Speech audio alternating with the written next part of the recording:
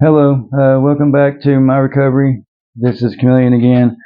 I did this video earlier and I messed up in so many parts in it that I decided to delete that and come back and redo it. I also started out last video with telling a story just in case you've watched it or not. And I don't know if it's true or not, so I don't really want to say anything about it. The whole point of the story was that it got me thinking about how people die and because they overdose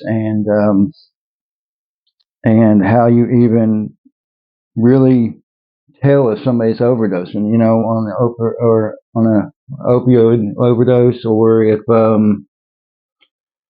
and really what you're supposed to do about it, right? And from our perspective, from an addict's perspective, not from EMS or from a doctor or whatever they do at the ER or something like that, but just from one addict to another addict. Um, if your friend does this stuff, ODs in front of you, what should you do, right? And I mean, this is really important because, according to this thing on here, I mean, it says right here that the Centers of Disease Control and Prevention, the CDC, estimates that over 108,000 people died from overdose in 2022. So, I mean, that's an unbelievably lot of people. Now, obviously, that's not just opiates. That's everything, stimulants, all that stuff, benzos, everything.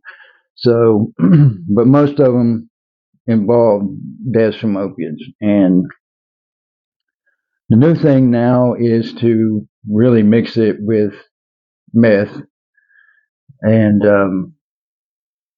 kind of speedball, so that way it makes your heart go up and down with fluctuations, sends you in cardiac arrest, um, and you die. But basically, with an opioid overdose, though, as long as it's usually just it, most of what happens is that you have trouble breathing, and it slows down your breathing so much that the person goes unconscious, or and has a problem waking up, or it just stops altogether and you die. Right.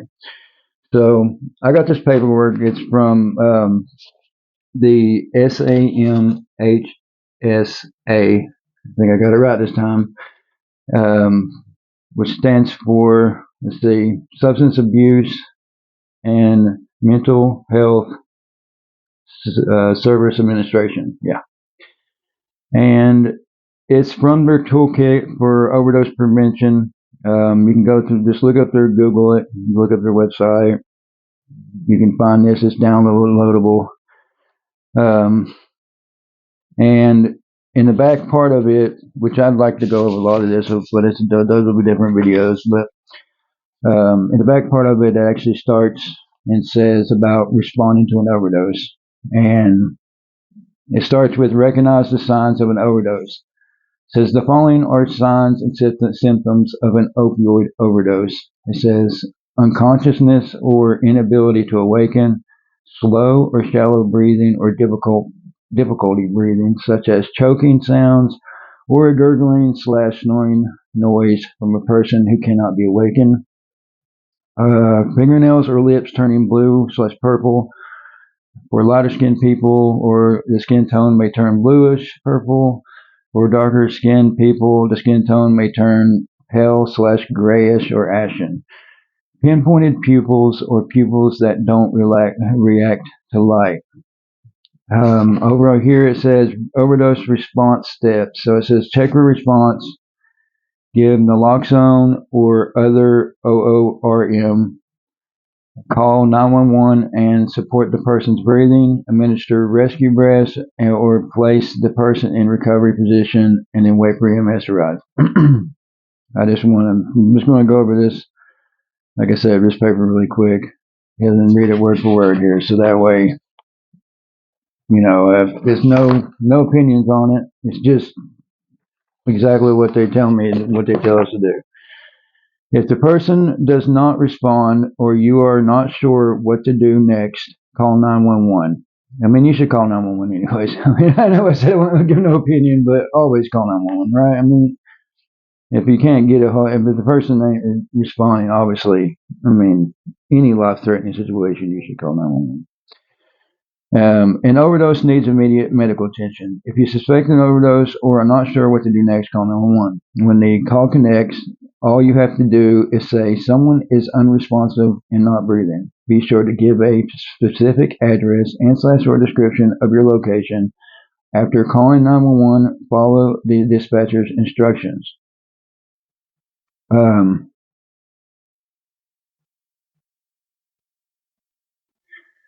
let's see. It says step one: administer an opioid overdose reversal medication, or it's a OORM for short. It says naloxone or antidotes for opiate overdose. If overdose is suspected and the person is unresponsive, give an OORM as quickly as possible and then call 911. Naloxone does not cause harm if given to a person who is not experiencing opioid overdose. If the person does not start breathing or otherwise respond after 2 to 3 minutes, administer a second dose of naloxone. Continue to give doses every 2 to 3 minutes until the person starts breathing. It says breath is life. The goal of overdose reversal is to restore breathing. Breathing is more important than waking up. On the side over here, it says, don't let stigma stop you from saving a life. There is no type of person who experiences OUD or opioid overdose. Research has shown that women, older people, and those without obvious signs of OUD are undertreated with naloxone and as a result have a higher death rate. Use OORMs anytime someone shows symptom of overdose. That's crazy. That's sad. All right. Step two is support the person's breathing. If you can, provide rescue breaths. When a person overdoses, they stop breathing, and this can quickly cause damage to the brain and other organs. Giving oxygen through rescue breathing saves lives. In fact, early administration of oxygen may help prevent the need to use an OORM. You may use a medical oxygen delivery device if available. If you do not have training in rescue breathing and chest compressions, follow the instructions of the 911 operator. When breathing returns, gently place the person in the recovery position. It says see figure 2. I'll show that in a second. Roll the person onto their side and with the top leg bent to support the position. I'm going to try to show that on there. Can you see it? Oh. That's the position. That's what they should look like. Step 3. Wait for emergency medical services to arrive. Naloxone wears off after 30 to 90 minutes and overdose symptoms may return. Encourage the person to receive treatment from EMS and/or go to an emergency department. Now, this is a really important part that I like they put in here. It says, know your rights, familiarize yourself with your state's Good Samaritan laws. These laws provide limited immunity from certain civil or criminal consequences of drug use or rendering assistance in response to drug use in the event of an overdose. And then they give a link to the state's Good Samaritan laws. As far as I explained last time, as far as that, I've told you on this channel a lot. I would taxi people. That's how I got my drugs. I would pick up my friends, take them to the drug dealer's house, and then take them back home, and they would give me, pieces of their drugs, and that's what kept me from being sick, and that's what really got me to work and everything. So, with that in mind, I've seen quite a few people in the back seat or even or in the passenger seat in my car that was clearly either ODing or I mean, or they were really high. I mean, they were messed up enough to where they couldn't get up, and wasn't responsive to me and scared the crap out of me.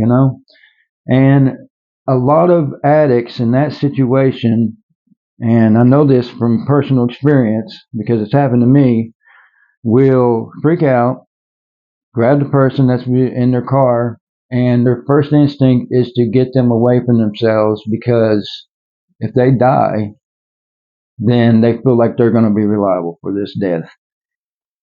And really, 99% of the time, it's the opposite is true. If you do that and they die, then you are responsible, right? No matter what, you're 100% responsible. You should have took them to the ER, no matter what. I mean, there's no way you can say you couldn't. There's no way you could say it otherwise. Um, Now I understand it's fight or flight. I get all that, but like I said, I've had it happen to me. I took a shot in the back of someone's car, and I was responsive though. But I could hardly talk. I couldn't walk. I mean, I was so messed up I couldn't walk. And what happened is that I was clean for a while, and decided I thought I could take the full dose of what I used to take, which causes a lot of deaths. That's almost all my friends. That's how they died. They got out of jail. The same thing I did. Got out of jail, but was clean in jail, and get out, buy something off the street just to celebrate. Get out of jail, boom, you're owed in. And this dude freaked out. I was in the back seat of his car, and I was so messed up that I dropped my bag. You know what I mean? And so I was trying to get the bag, and I was just so messed up I couldn't even pick up my bag. And the dude opened up the back seat of the car, grabbed me, and tossed me out in the middle of the road. I mean, in the friggin' middle of the road, right? I couldn't walk. I mean, I couldn't walk. I couldn't do nothing. I just sat there in the middle of the road.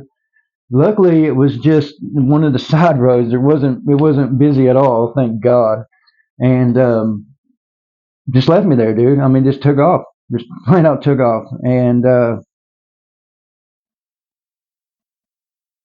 I mean, what a jerk, right? I've heard of people leaving their friends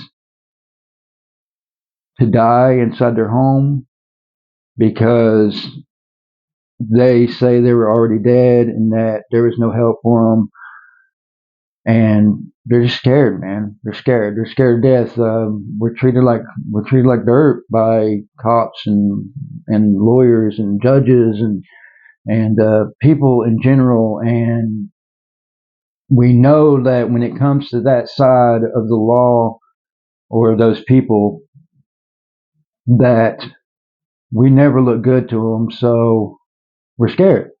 I mean, we're terrified. And the thing you got to understand, though, is that it's much better for your friend or your whoever, even if it's not your friend, and even if you did what I did and you're just taxiing somebody and you don't even know, this person.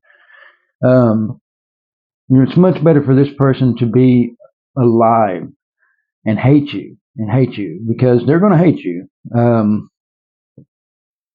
Because of what I'm going to say here in a second, they're going to hate you, and because to them, just like me, when I said I died, when I came to, I thought I was just asleep, man. I thought I was just asleep, and I thought for like a year and a half, I gave my mom and dad crap, and just told them, said they were lying to me, and just didn't believe it. And it got proved to me in other ways, and that I was wrong. But that's the I just thought I was asleep, and because it's hard for you to believe that, man. You know what I mean? It's hard to believe. You're like, man, there ain't no way. First of all, no one would save me, right? Which is a complete lie. And but that's one of the first things you think of, and it's just it's hard for anybody to wrap their head around. And once you do, it's in there's no proof to it. You know what I'm saying? There's no proof to it. There's no way of proving that to a person unless you literally take them to the hospital, take them to the doctor, show them the paperwork, and they're not, no addict's going to do that crap, right?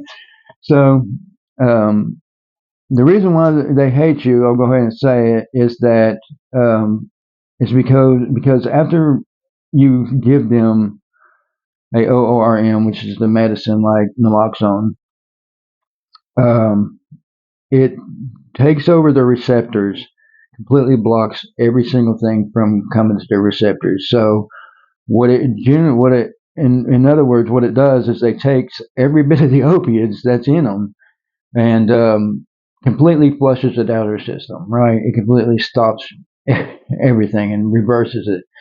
So it throws them in the absolute worst withdrawals they've ever had in their life.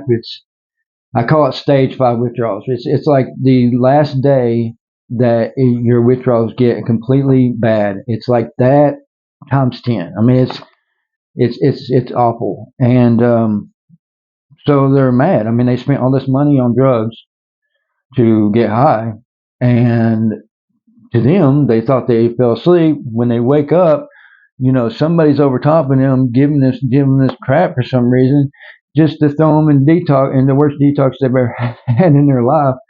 And so yeah, they're mad, but I would rather have them be mad any day of the week and be alive to be able to say they're mad, right? Than not be. You know what I mean? And like I said before, on those Good Samaritan laws, if you watch that person die, you let them die. If you're around them at all and they die and you don't call 911, if you don't call anybody for help, no matter what, you're going to be part of the trouble. You're going to be part of the problem. You see what I'm saying? You're going to have charges brought against you. So your best bet in that situation, no matter what, is to call 911. I mean, no matter what. So even if you're trying to get out of jail or whatever, call 911. If you're trying to save a life, obviously call 911 and get help. It says like it says right here, when people who have developed physical dependence on opioids are given naloxone or another OORM, they may start to breathe again, but they may also develop signs and symptoms of opioid withdrawal. These signs and symptoms may include body aches, diarrhea, fast heart rate, fever, runny nose, sneezing, goose flesh. I still don't know what that is. Sweating, yawning, nausea or vomiting, nervousness, restlessness or irritability, shivering or trembling, abdominal cramps, weakness, hearing, insomnia, opioid craving, dilated pupils, and increased blood pressure. These symptoms are uncomfortable and can be quite miserable, and they are generally not life-threatening. Offer the person options for treatment, peer support, and harm reduction services. So that's everything that I'm pretty sure that I read last time. Oh no, there's this last part here: the do's and don'ts, and that I'm going to finish with that. Um, Oh, and it's one important thing here. It says the risk of a fatal overdose remains high even a year after a non-fatal opioid overdose event.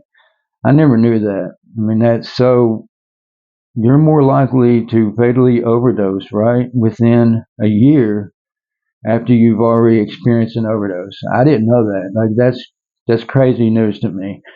That's the reason why now that I think about it, that the people I know they go from one overdose to the next, right? I mean, you hear somebody's like, man, so and so overdosed again, and he's back in the hospital again because he overdosed again, right? I mean, that's why, they're more likely to experience that. No one's ever told me that. Okay, the do's and don'ts, and then I'm going to finish this. And once again, I'm sorry for having to re-upload this. Do attend to the person's breathing and cardiovascular needs by performing rescue breathing and/or chest compressions. Rescue breathing can be life-saving itself. If you have access to it, administering supplemental oxygen can also be helpful. Do administer an opioid overdose reversal medication if the person is not breathing. That's like naloxone. They do have another medicine, but I'm not good at pronouncing it, so I'm going to leave it, etc. on that one. Give an additional overdose if there is no response in 2 to 3 minutes for each dose. Last time I told you there was a survey that they said, actually, I think it's actually in here somewhere, but I'm not going to find it probably in time. But there's actually somewhere in here, I believe, that says that they've done studies and just constantly giving somebody naloxone over and over and over and over and over again, without waiting 2 or 3 minutes, doesn't speed it up at all. It doesn't speed up the process at all, and it doesn't help them at all anymore. So it's better to wait the 2 or 3 minutes wait time than it is to constantly just spray the stuff on them. So do put the person in the recovery position on their side. If you must leave them unattended for any reason, or if their breathing has returned but they are still not fully awake. In this case, monitor breathing closely. The main reason why you do that is because if they throw up, they won't choke on their own vomit, and it's much easier to breathe that way when you're in that position. Don't slap or forcibly try to simulate the person. It will only cause further injury. If you cannot wake the person by shouting or rubbing your knuckles on the sternum, center of the chest, or ribcage, the person may be unconscious. Don't put the person into a cold bath or shower. This increases the risk of falling, drowning, or going into shock. I mean, addicts will swear by that one. They will swear that cold water will bring a person straight out of Odeon, and I mean, it says on here, don't do it. According to doctors, don't do it. If that's the only thing that I have that might save somebody's life, I mean, you go with whatever you want. I mean, I know what I'm going to go with, but you do whatever you want. But it's just the whole point of this is don't put them in some sort of water, because I mean they're going to be unconscious. They're not going to be able to move right. They're not going to be able to breathe right. They're not going to be able to walk at all. And the case of drowning, or like it says, falling, is crazy high, right? So that's the reason why it's saying that, anyways. Don't inject a person with any substance. It says, example, salt water, milk, stimulants. The only safe and appropriate treatment is an OORM, so like naloxone or vice versa, or other ones, etc. I thought that was the most craziest one when I read it last time. Injecting a person with any substance while they're unconscious and stuff is the craziest thing I ever heard of, and I can't believe it's on there. So that makes me, I know that people's done it just because it's on here. That's insane. Don't try to make the person vomit drugs that may have been swallowed. Choking or inhaling vomit into the lungs can cause a fatal injury. That's the same thing why you put them on their side, right? So that way they don't vomit and choking on themselves, because they're not. I mean, opioids mess people up. I mean, they're like zombified. They will act like a zombie, and they won't be able to do anything. And the more likely of an injury with somebody that can't do nothing, it's going to happen, really. So once again, I know I said this already twice. I'm sorry for the last video. I know this is a re-upload. The people that watched it, I think there was like 7 or 8 views or something like that. The story that I said in the beginning, it was just a story that I heard. It's one that you hear 1,000 times, Just one of those stories. I don't know if you guys watch anime or not. Just like you see animes, how you have the seven wonders of every school, right? The ghosts that's always in every school. They always just have the same story. Well, we addicts, we have the same crap that we hear from every single person out there, and it's just from our treatment. And we like to victimize ourselves just like everybody else does. And if this story was true, I mean, I'm obviously that's crazy, and I'm sorry for it, but I've heard it so many times, and that I don't know if it is. I don't want to put it on here and know that if it's not true. So, and hearing rumors, I never was that type of person, anyways. I just said it before because I wanted to show you why I was bringing up the overdose, and that was the only reason why. But it didn't sound like that when I listened to the video myself. It didn't sound like that at all. So that's one of the main reasons why I redid this. Um, anyways, I really hope this actually helps somebody out there. And I mean, I learned a lot today. I hope you all did. I'm gonna go over probably the rest of this stuff later on because this packet's really awesome. You guys should really look it up, and because it's really got a lot of good information in it that I didn't even know was out there. So, anyways, I hope you all have a wonderful day.